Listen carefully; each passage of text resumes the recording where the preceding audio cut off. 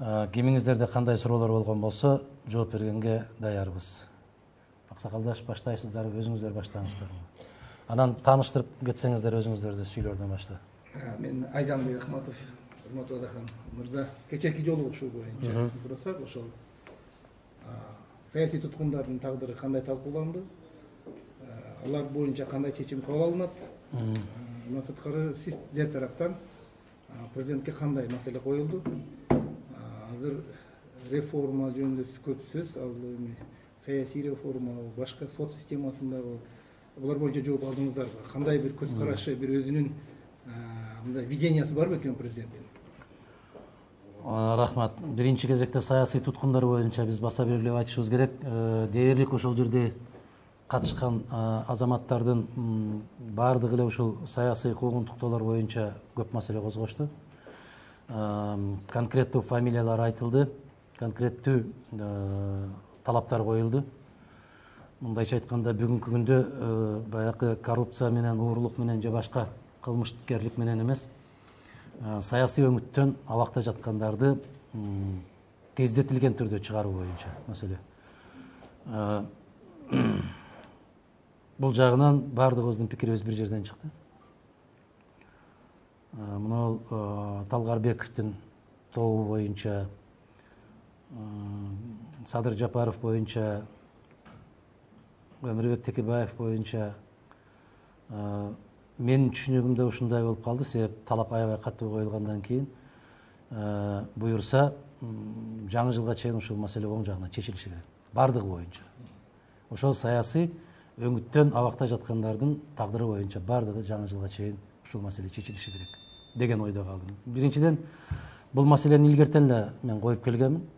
Жаңы бийлик келгенде, президент келгенде кыргыздын биздин каныбызда сиңип калган жоомарттык деген жакшы касиетибиз бар. Анан айкөлдүк деген жакшы касиетибиз бар. Болгондо дагы эгерде бир уурулук менен кармалган болсо, аларды бошотуу жөнүндө эч ким эч кандай талап койбойт. Мына ушул маселелер боюнча көп сөз болду, катуу сөз болду. Буюрса жаңы жылга чейин бул маселе оң жагынан чечилет.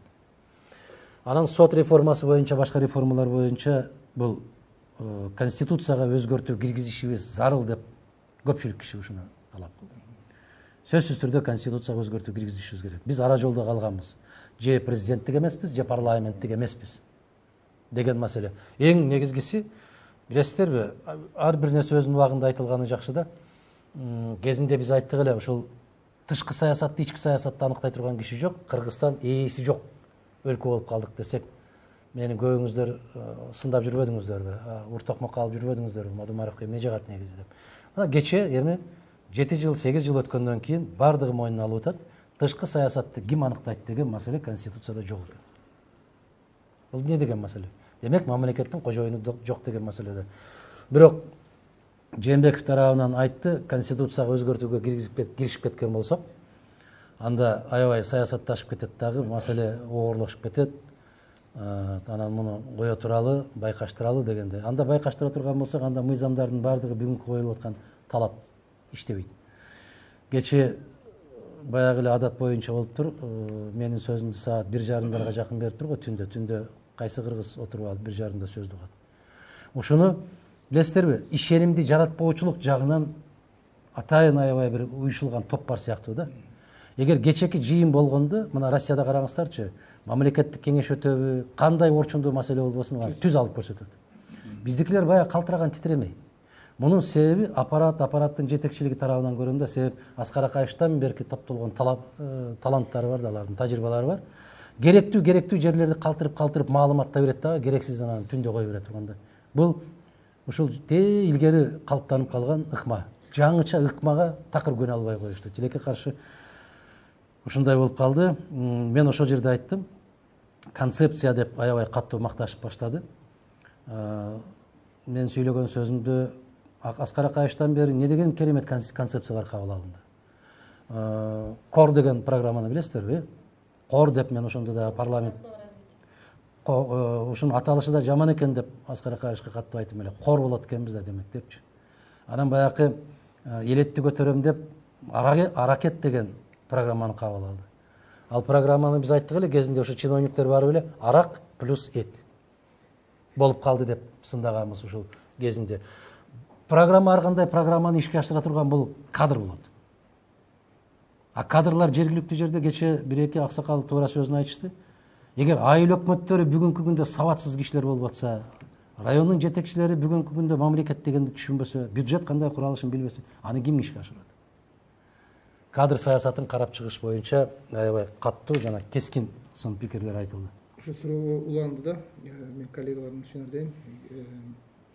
Мына ушул жолугушуу абдан мурда белгиленип жаткан, бирок президенттик шайлоо учурундагы документтер, бир кагаздар чыккандан кийин бир ыкчамдатылган түрдө болуп кетти. Ага чейин ушу экс-президент Атамбаевдин интервьюсу чыкты.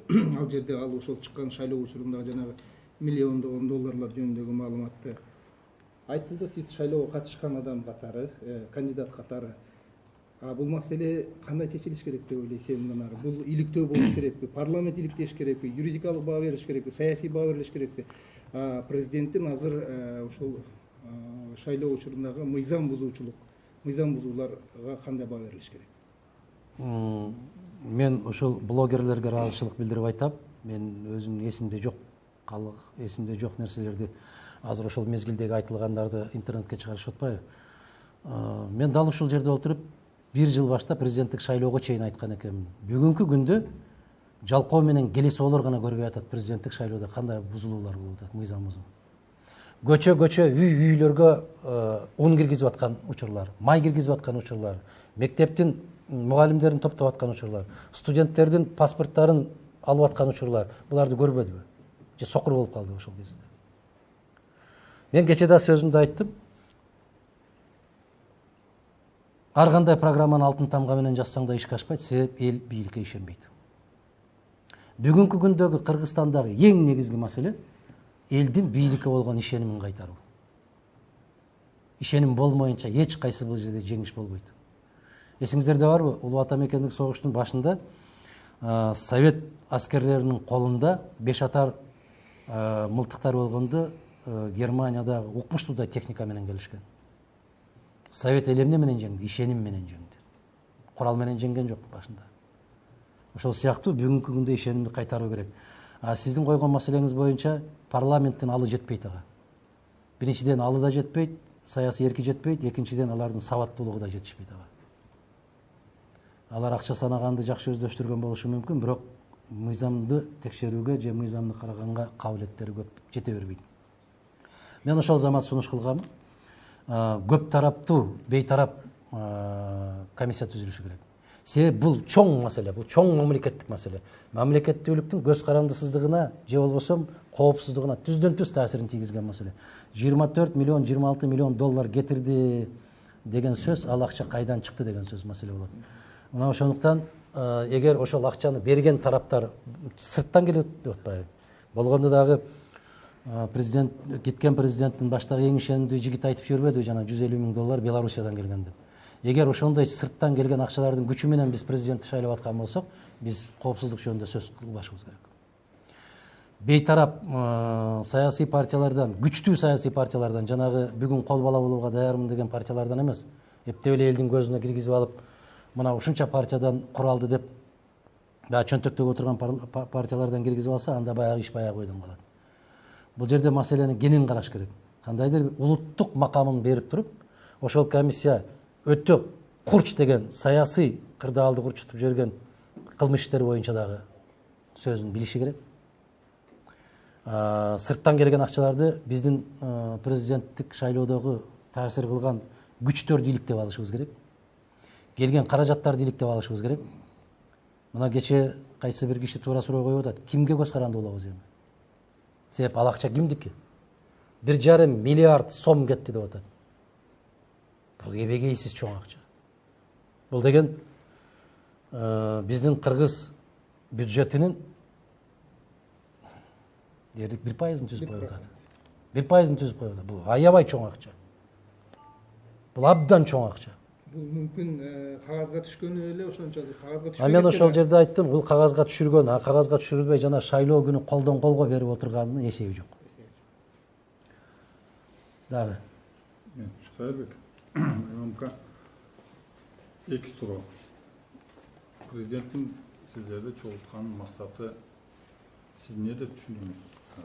Өзүнө күч топтоо атырап, кээ бир адамдар билесиз, экс-ажодагы бир саясий кыймыл аракеттерин баштады да. Балким мындай сизде чоң башка мурдакы төрагалар, премьерлер жүрөт. Может, президент өзүнө күч топтоп, алар башка тарапка өтүп кетпесин дегендей максатты көздөдү же чындап эле башты кошуп ушундай жакшы келечектүү нерселерди, реформаларды талкуулайын деп сиздерди чакырды. Биринчиси, экинчисин айтып эле коеюн анда. 19 күнү Арашандык пенсионер киши басмасы жыйынын берди. 20 күнү сиздер чогулдуңуздар. Бүгүн 21, бирок сиздер бир күн мурда берилген силер дегенде силердин демилгениңер эмес болгондуктан президент ошол теманы айланып өтүп кеткени чынбы? Себеп катышуучулардын Кайсы теманы? Бир күн мурда берген басмасыз жыйында айткан президент дарегин ар түрдүү дооматтар айтылды. Керек болсо мен президент кылганмын, ал 3% эме болчу. Түштүктө Мадумаровдун, Келдибековдун, Мырзакматовдун фамилиясынан башка эч ким аталчу эмес. Бул киши дээрлик жок эле нерсе болчу деген сыяктуу дооматтарды, ушундай нерселерди азыркы президенттин дарегин айтты да. Ошол теманы талкууланды же мындай? Талкууланды. Мен түшүнүп атам, мындай кыска бир эле суроодун убакыты аябайт тар, себеп сырттан да көрүп аткандар көп. Анан ошол Facebook аркылуу түз суроо берсеңер биз ошолорго дагы жооп беребиз деген убада берип койгон элек. Муну да эске алалы. Биринчиден сөзсүз түрдө ал талкууланды. Экинчиден кээ бир ошо кечээ катышкан кишилер айтты, сиз дагы түз эфирге чыгып сөзсүз ушуга жооп берип коюшуңуз керек. Себеп саясий кырдаал аябай күчөйт. Кайсыл тарабы чындык, кайсыл тарабы чындыкка когушпойт, туура келбейт. Муну сиз ачык айтып коюшуңуз керек деген талап кечээ коюлду. Кээ бир кишилердин жанакы берген жоопторунда, мисалы, бир күн баштакы берген интервьюсунда бүгүнкү президенттин сөздөрү эмес да ал. Бүгүнкү президенттин сөздөрү эмес, жазуу жүзүндө берип коюп атпайбы? Киши түздөн түз көзүн карап туруп сүйлөмөйүнчө киши ишенбейт. Анын сөздөрүн жазып берген азаматтар, Акаевдин кезинде сөз жазып берген азаматтар. Шайыр мырза, сиздин өзүңүздүн жакшы көргөн агаларыңыз бар, ошолор жазып келет, дагы эле жаза берет. Турмушка такыр дал келбейт да. Алар башка бир ааламда жүрөт да. Ошол эле сөздөрдү Аскар Акаевичке да, кийин Курманбек Саличке да жазып берип жүрүштү. Азыр аппарат жетекчиси дагы ошол жазып жүргөндөрдүн бирөөсүнүн катарларында болот. Кайсы президент шайланбасын, аны коомдон сыртка бөлүп алат дагы. Өз жанакы жипти көрүп калгансыздарбы, жанагы пилла дегенде кандай кылып коконду оройт. Ошондой кылып айланасы ороп алат да келген кишини. Эрксиз, алсыз, сабатсыз киши келип калса, ошону ороп алат. Ушуну ороп алгандар бүгүн да ороп алды дагы бул кишини. Өзүнүн оозу менен чыгып жооп бериш керек да. Ошондо ишеним пайда болот. Кече бир топ аксакалдар ушул талапты койду. Чыгып жооп бериңиз дегенде. Экинчиден, эми бул эки кишинин бири-бирисине кагылышуусунан, бири-бири менен болгон кайым айтышуусунан, ачык айталы, мамлекеттеги эл дагы айрыкча эл аралык деңгээлде Кыргызстандын кадыр баркы көтөрүлбөйт. Аябагандай каттуу сокку жейт. Же бар же жок дегенде мамлекеттик макамдагы айтып атпайбы, улуттук макамдагы жанагындай комиссия түзүлүш керек дагы. Болгонун болгондой кылып айтып, агын актай, карасын карадай кылып бөлүп чыгарып коюш керек. А ошондой кыла турган бүгүнкү күндө Кыргызда аксакал барбы? Жок. Мына кечээки жолугушууда мен дагы бир топ көңүлүм калды. Эмнеге көңүлүм калды? Ушул баягы эле адат калбайт экен да, жанагы сиз жалгызсыз, сиз бар үчүн күн чыгып атат, бүгүн түндө жарык болуп атат, чырагы жок деле күнүбүз жарык болду, биз сиздин жаныңыздабыз, дайым жаныңызда болобуз деп отургандарга мен ошол жерден деле ачык айттым. Дайым жаныңыздабыз деп жүрүп бардыгын кураттык. Сиз абдан туура айттыңыз деп отуруп кураттык. Мына кечээ ошол сиз айтып аткан интервью берген киши жөнүндө, экс-президент жөнүндө. Мындай туура эмес дагы сөздөр айтылып кетип барды эле. Мен айттым, кечээ ошол кишинин жанында туруп алып, биз го сыртта элек сынчы элек анда дагы. Үзүлгөндү булаган, чачылганды жыйнаган, бүгүнкү күндөн айкөлүү болдуңуз деп бата берип аткан сиздер эмес белеңер. Эми койбойлубу аксакалдар ушундай нерсе деген сыяктуу. Анан биз бардык нерсени жакшы көрөт экенбиз. Биринчи жолу деген сөздү колдонгонду жакшы көрөбүз. Айрыкча журналисттер, сиздер дайым айтасыздар да, биринчи жолу. биринчи жолу кар жаады, биринчи жолу асфальт төшөлдү, биринчи жолу Манас аэропортуна асфальт автобус менен баратабыз. Эми коюш керек да, ушуну баардыгыбыз коюшу, коом болушу керек да бир аз. Мына кече дагы биринчи жолу ушундай жыйын өтүп атат.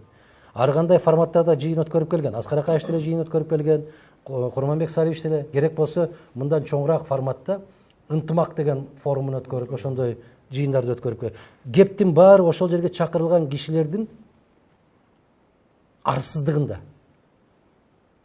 Ошол жерге барган кишилер көзгө сайып бир нерсени айта албагандыгында. Жалпы сөз менен баягы экономиканы өндүрүш керек, анан мынтиш керек, анан тигинтиш керек, аны баарыбыз түшүнүп турабыз. Бирок кантип деген маселеге жооп табыш керек. Кантип? Кыргызстанда 3 завод курса, ВВП өсөт дейт. Туура, аны баардыгы билет. Бирок кантип? Кайсы каражатка? Кимдин күчү менен курат? Мына ушул маселенин тегерегинде, ошондуктан мен бир аз нааразычылык менен айттым, жана өкмөттүн чарбалык планеркасына айланып кетти бүгүнкү жыйыныбызда. Ар ким өзүнүн тармагын айтат да. Академиктер илим тармагын айтышат. Туура түшүнүп атабыз биз. Илим деген, билим деген жок болду Кыргызстанда. Бирок ошону кантип жолго салат? Кадр жолго салат. Кантип жолго салат? Эгер мектептин босогосун аттабаган адамдарды билим берүү министри кылып коюп атса, кантип ишке ашат ал? Бул сөз Шайыр мырза аябай каттуу айтылды. Анан жыйынтык чыгабы, чыкпайбы деген сөзүңүздө билесизби? Менин күмөнүм бар. Себеп мындай жыйындар көп өткөн. Мен мына төрага болуп келгенимде бир жумадан кийин эле мен ошол эски төрагалардын баарын жыйнагам. Байбичелери менен кошуп жыйнагам.